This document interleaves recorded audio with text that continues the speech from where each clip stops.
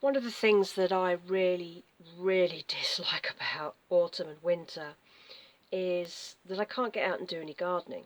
I don't really have a garden, it's more of a pot garden, but I love growing veg. I love growing like beans and peas and tomatoes, the things that I can grow in pots. Purple sprouting broccoli. I like watching the bugs and the butterflies and even the caterpillars who eat my veg. I love seeing all of them, and I like looking after the insects that live amongst all of those pots that I have. This year has not been a good year for growing. I lost a lot of my veg and my fruit. While I was away, we had that really hot spell, and I lost all my strawberries. I lost most of my tomatoes.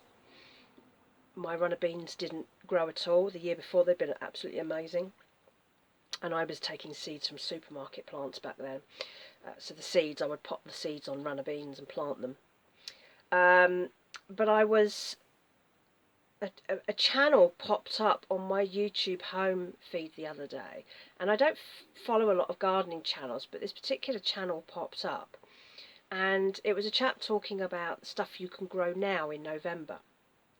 I will post this video up in December, but I'm talking about this towards the end of November, and he mentioned some particular things that you could start planting now in November for a late spring, early summer crop to kind of get in there quick. Because you can have two crops with these. You can plant some things now, and then you can do a second crop that you plant in the spring. So you'll have one crop that's coming to fruition in late spring, early summer, and then you can have a later summer, early autumn crop. So I thought I'd give this a go, because these are things that I have grown before, and I really want to make a good go of it next year. So I went onto eBay and looked for the seeds that he had mentioned. Now, I often buy my seeds from eBay. There are lots of good seed suppliers, and I actually bought a couple of things that I need for next year anyway, that I wouldn't grow now. I've run out of normal sized like tomato plant seeds, so I've bought one called Elsa Craig. I've got 50 seeds here, and they send a little thing through. It's got all your instructions on it, and the seeds come in little packets. So they're all nicely labelled up. These sellers, these professional seed sellers on eBay are really good. So I've got these tomatoes called Elsa Craig. There's a little history with them. Elsa Craig is an English heritage variety dating from 1925, still considered to be one of the finest varieties. A prolific cropper, noted for its vigour and the exceptional flavour of its fruit. So I'm going to give that a go. I had no luck with tomatoes last year. It was really dreadful. The ones I planted for my parents cropped for ages, but things don't do well in the pots for me here. They dry out very quickly. I have to be around. I have to really keep... when you get a hot spell and I'm not here, everything just gives up. And our weather's been very odd this year. We had a very, very hot spell, and then it just rained continuously, so nothing else ripened. So the tomatoes, which were green and were about to ripen, the weather turned, and that was the end of it. So the other things that I really wanted to get started on were, I was recommended a pea called Meteor. This is a Meteor pea, which I can sow now. It says October to December. You can sow indoors October to December and in January to March. So I'm going to sow now, and then I will sow again in March, and then I'll have two crops. Peas I struggle with. I don't tend to find that they're very... they don't crop very well for me, and I don't think they particularly like the pots. But we're going to give it a go, because these are supposed to be one that I can plant now. I can start harvesting in April, and then for the second crop I can start harvesting in September. So here are my Meteor seeds. I'm not sure how many's in there. Oh, 40 seeds, there we go. I also have... what was it I was going to plant now? I think it's the broad beans. I've picked up a variety called Bunyards. Here is Bunyards, which I can sow. You can sow for earlier crops. You can sow from late October to January, or February to April. So I'm going to grow these inside as well. I can harvest from June onwards, and then you keep harvesting regularly and they keep producing new ones. I've had, my first year I grew runner beans, I think it was the runner beans. I had such a good year with these, so I'm hoping that I can make a good go of this. So it's got all the care instructions, it tells you how to pinch them out, all that sort of thing. So I'm going to grow those. I also decided to buy runner beans rather than waiting for the supermarket ones. Now I can't sow these until next April, and then we crop from July to September. So these were what I was growing last year that did really well. And this brand is called Firestorm, and there is Firestorm. Bunch of seeds there.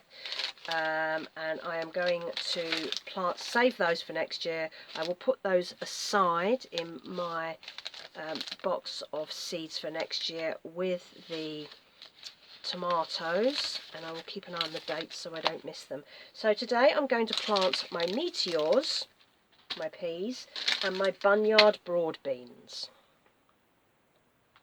So let's give this a go. So this is how I plant indoors, and I've just always done this. I've seen it, how people do it, and in fact the chap that I was watching on the video who was talking about this was also using this method. So I'm going to move the camera around so you can see what I'm doing, and then I will talk you through as I go. So a couple of weeks ago I brought in a pot of earth from the garden just to let it dry out a little bit. I don't think any bugs I've brought in with it, but we shall see what we've got. Ooh. Oh, there's a snail. I have to put him out. Sorry, mate. And as you can see, these are vegetable troughs that come from the supermarket. I keep all of these. These are great for planting up all your seeds. And these are basically toilet rolls. Always used for a toilet roll. They're great because they're compostable. So once the plants germinate and they sprout, they're good for keeping damp because this cardboard will stay damp and help them stay alive. And then when you're ready to plant out, you can plant the whole thing into wherever you want to plant it, and you don't disturb the roots. So what I'm going to do is I'm going to fill all of these 2/3 of the way up with soil. So let's do that first.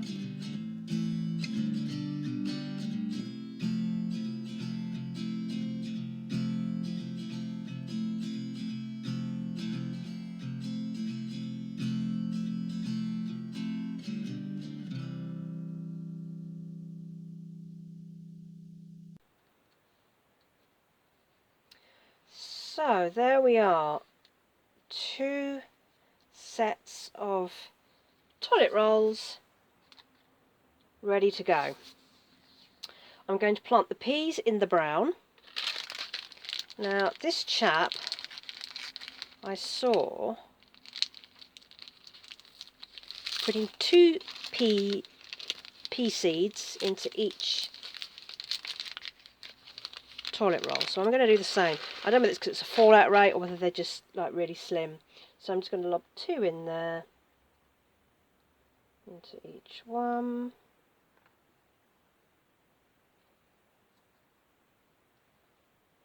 And I've got like 40 seeds anyway, so we should be okay. That's that.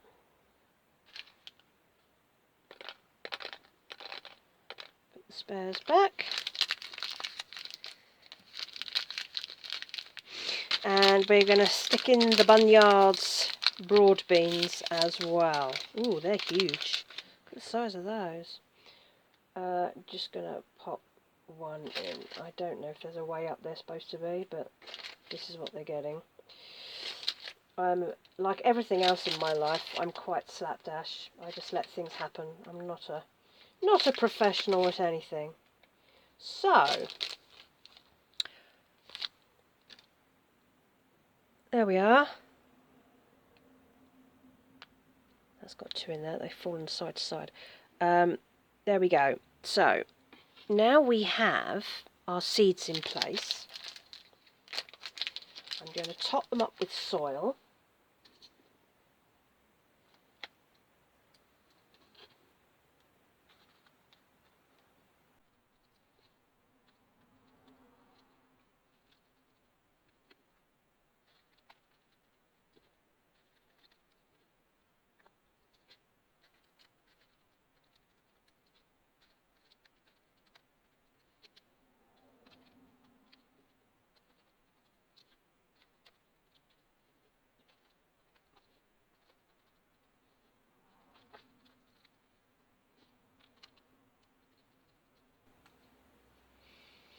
Right, there we are. They're all topped off. Now I'm not going to water these in because although I brought that soil in a couple of weeks ago, it is still really damp and I don't want these seeds to rot. We're a right mess here, surprise, surprise. I'm going to cover them, so I'm going to show you what I do to cover them. One of the things I really like about these, keeping all these vegetable things, is that you can make mini greenhouses. So I'm just going to cover them up like that. I'm going to put these on my bedroom windowsill. Look, they've got a separate pot, like a tray, and that used to have chicken in it. So these are now going to go onto my bedroom windowsill. It's bubble wrapped. I've got the net down, so we'll let those sit and I'll keep an eye on them and I'll give them some water as they look like they're starting to get a bit dry, and we'll see how long they take. So I'm going to go and put these into my bedroom.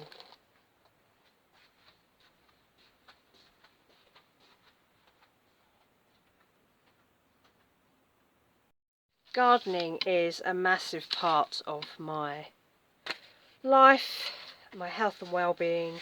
I love anything to do with nature. I love being able to plant things that I can eat, watching things grow, learning how things work, doing my little bit to help nature. I like to allow the insects and the bugs to live amongst all of that. I still haven't removed any of the leaves from outside around my pots. In fact, I've picked up a lot of the leaves and I've like heaped them up on top of the pots. I do have, what was it I planted? I think it was celeriac. I planted some celeriac. Somebody gave me some seeds and I planted them in the autumn and they sprouted, which was a surprise to me. And now I've put them out. They're still in individual pots, but I've put them out and I've heaped up leaves around them. They still seem to be alive. I don't know if they're supposed to be out. I don't know when I'm supposed to harvest them. I don't know when I should have planted them, but they're out there. So we'll see what happens. I've got to put my little snail friend out. Tiny, tiny, weeny little snail.